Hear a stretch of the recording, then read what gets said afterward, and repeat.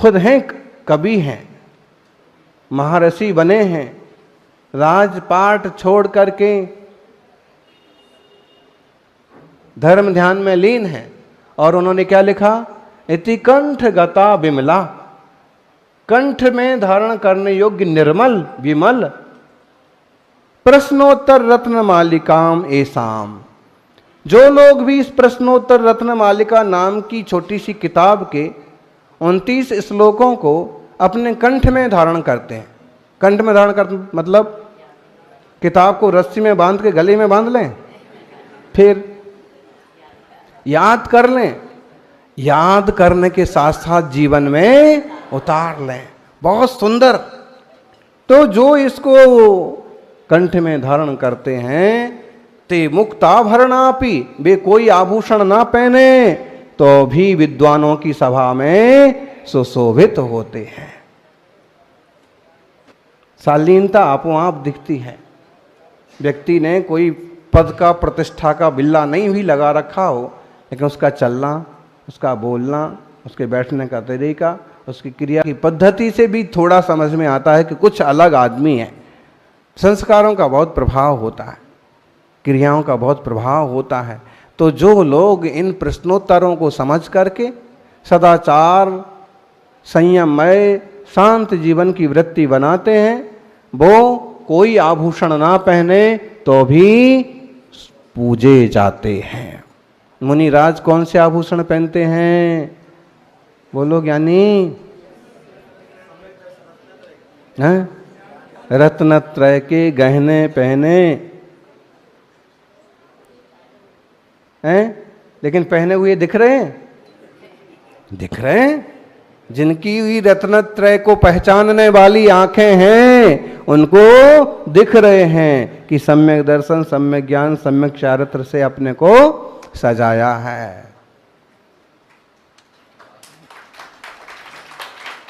रत्नत्रय के गहने पहने तो और कोई आभूषण नहीं पहने हैं, लेकिन प्रश्नोत्तर रत्न मालिका में जो अच्छी अच्छी बातें कहीं वो सब इनके जीवन में झलकती हैं। इसलिए कोई 1 मिनट देखता है तो देखता ही, एक बार देखता है तो देखता ही रह जाता है, एक बार बैठता है तो बैठा ही रह जाता है। जो लोग सम्मुख थे, कल याद हो, हैं, बैठ गए गौतम गंभीर, तो वो तो सुनने को और बात करने को लालायत, लेकिन जो पीछे चेले चपाटे होते हैं ना, एक तो अपने श्रावक ही ठीक से अवसर का लाभ नहीं लेने देते, बीच बीच में घुसेंगे, बीच बीच में आएंगे, फोटो खिंचाने का कुछ ज़्यादा ही, और फिर उसमें उनके चेले चपाटे हों तो। अब यही रूपाणी जी के साथ हुआ। वो सुनना चाहते हैं कि महाराज जी का प्रवचन सुन के जाएंगे, लेकिन जिनको बोलने का मौका नहीं मिल पाया या जिनका स्वागत नहीं हो पाया, वो नेता जबरदस्ती खींच खींच करके उठा करके, तो अभी इशारा किया कि आप लोग बैठिए, 10 मिनट बैठेंगे, 15 मिनट बैठेंगे। मतलब है कि धर्म सभा में से उठाने वाले आपको 1 नहीं 1000 मिल जाएंगे। कुछ ना होगा तो फोन आ जाएगा, लेकिन धर्म सभा में लेके जाने वाले 1000 ढूंढोगे तो 2-4 ही मिलेंगे। मुनियों को अपने नगर में ले जाना और जनता को धर्म लाभ दिलाना, इस तरह की योजना भी हर एक व्यक्ति को नहीं सूझती है, और सूझे भी तो व्यवस्थाओं को लेकर के दिमाग में खिचड़ी पकने लगती है, कैसे होगा, क्या होगा, कहाँ होगा। लेकिन ध्यान रखना ज्ञानी, तुम्हारा तो इतना पुण्य होता है कि तुम्हारे भाव बन जाएं कि मुनि संघ को लाना है, उसके आगे का तो सारा का सारा काम त्यागी का पुण्य करता है। मुनि राजों का पुण्य कम होता है क्या? अरे भाई, आपका इतना पुण्य हो सकता है कि एक साथ 50-50 साधु और आपको मिल जाएं, आपके वहां आ जाएं। जब आपका इतना पुण्य हो सकता है तो जो आ रहे हैं उनका और ये महसूस होता है फिर कि हम लोग तो बेकार में टेंशन कर रहे थे, ऐसा कोई टेंशन का काम तो था ही नहीं, है ही नहीं, बल्कि अच्छा लगता है। और धीरे धीरे जब सेटल हो जाते हैं तो फिर छोड़ने में बड़ी तकलीफ महसूस होती है। इसका रस लेना सीखें, धर्म ध्यान का, सत्संग का। ये मत सोचिए कि महाराज जी बात नहीं करते हैं, पीछे नहीं ठोकते हैं, वो थोड़ा अलग विषय हो गया, लेकिन उनकी छवि तो निहारिए कम से कम। चरणों में बैठे हैं, दूर से देख रहे हैं, प्रवचन के 4 शब्द कान में पढ़ रहे हैं, ये भी बहुत अच्छी बात। पाँव क्यों नहीं छूने देते हुए?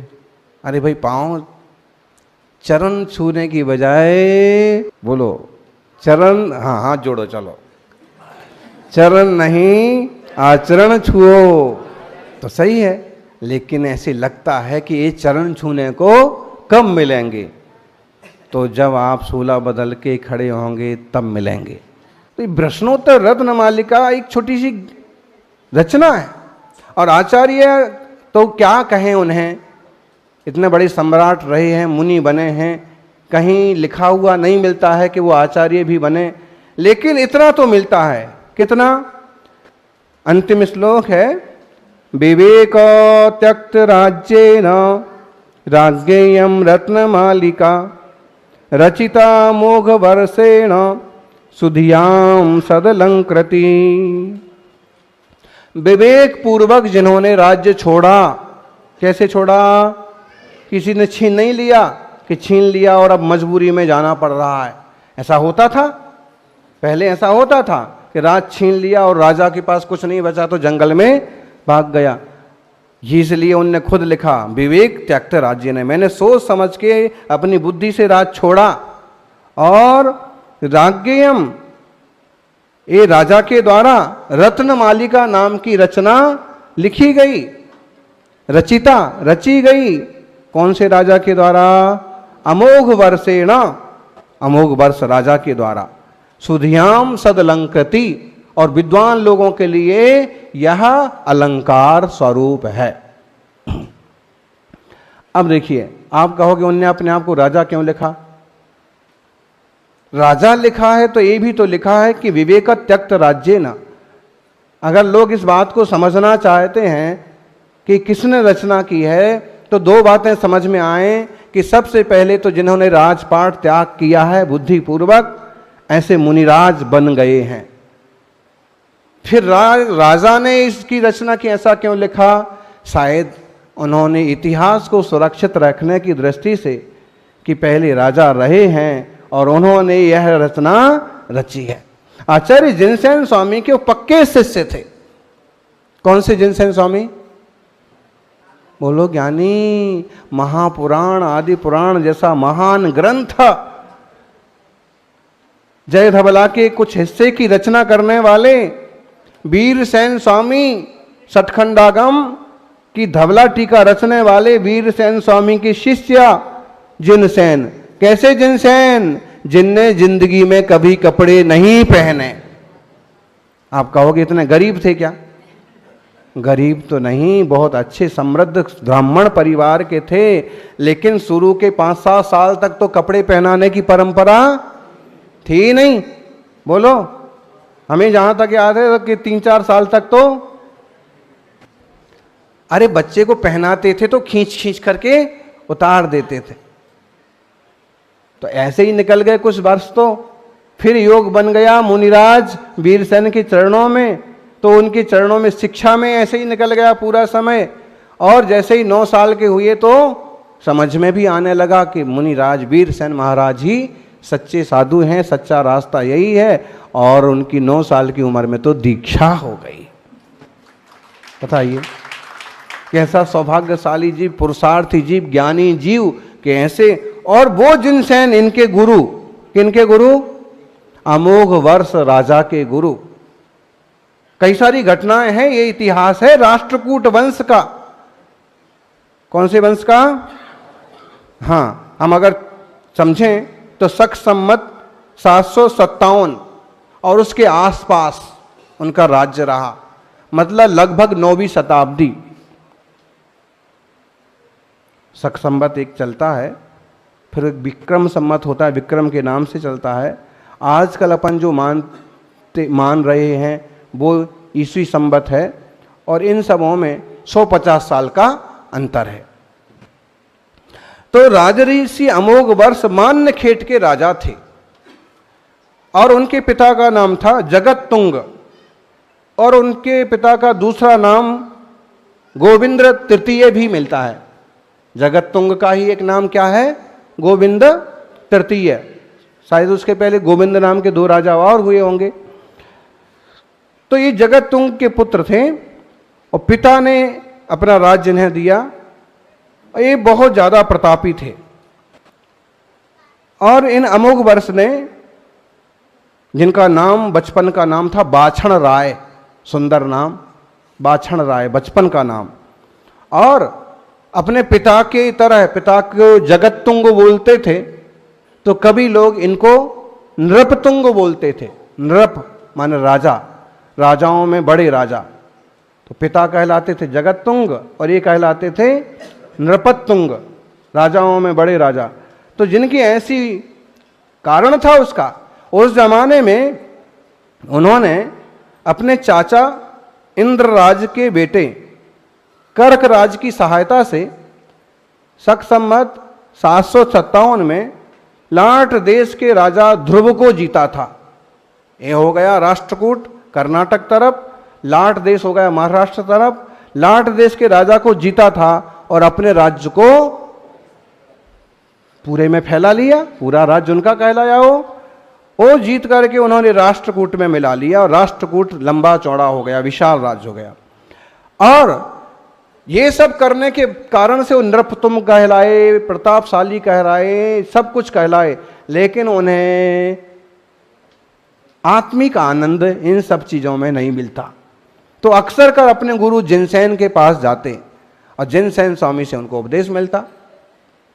एक बार जिनसेन स्वामी ने कहा कि जनता के लिए क्या किया आपने?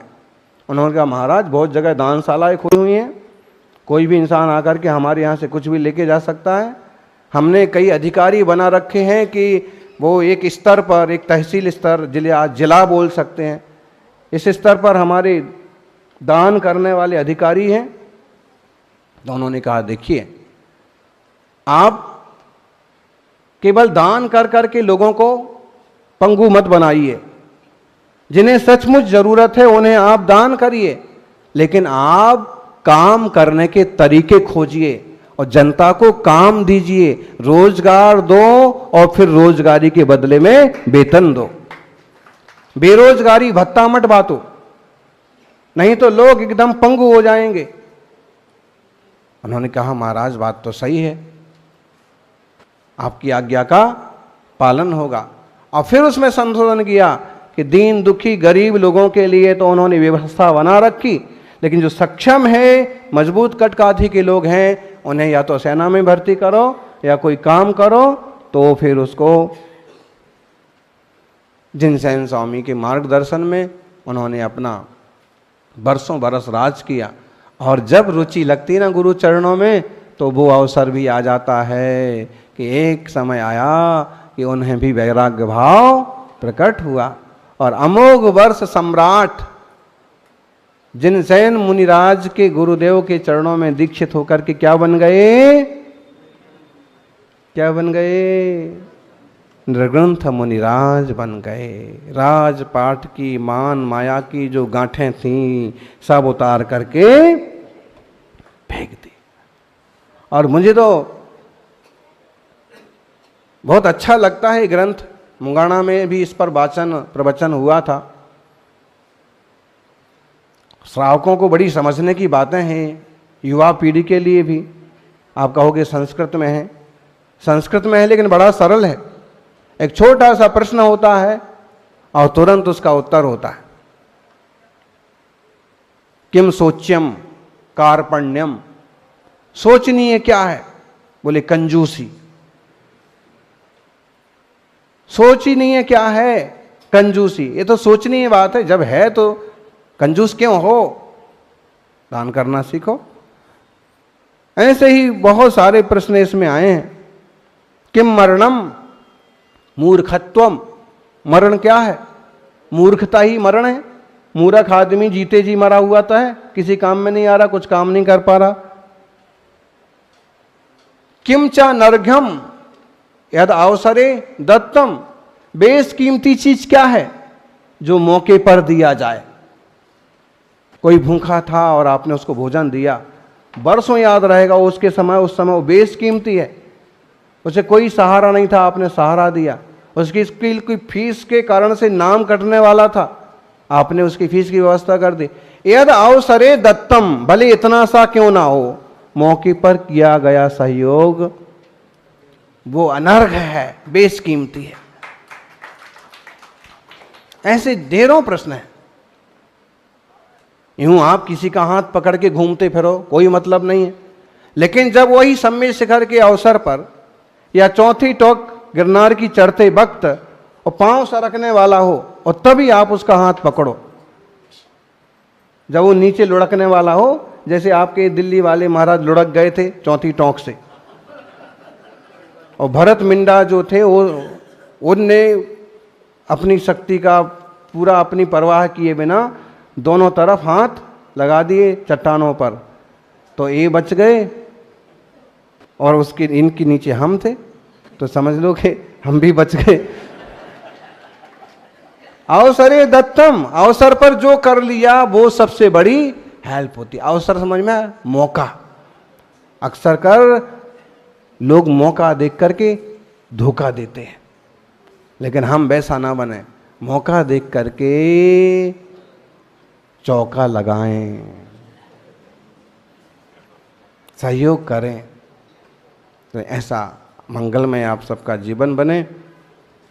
और ऐसे जैसे इन मुनिराज ने अपने जीवन का उद्धार किया और अपने जीवन के अनुभवों को छोटी सी पुस्तक के रूप में, प्रश्नोत्तर रत्न मालिका के रूप में लिपिबद्ध किया, उसका अपन सबने वाचन प्रवचन सुना, पढ़ा। बस थोड़े से सूत्र अपने दिमाग में उसके आए और अपना जीवन भी मंगलमय बने। जिन वाणी के सहारे चलेंगे तो आत्मा को 84 लाख योनि से निकलने का रास्ता भी मिलेगा, मोक्ष मार्ग का वास्ता भी मिलेगा, और सम्यक दर्शन और आस्था भी मिलेगा। सबका मंगल हो। जय बोलिए पार्श्वनाथ भगवान की।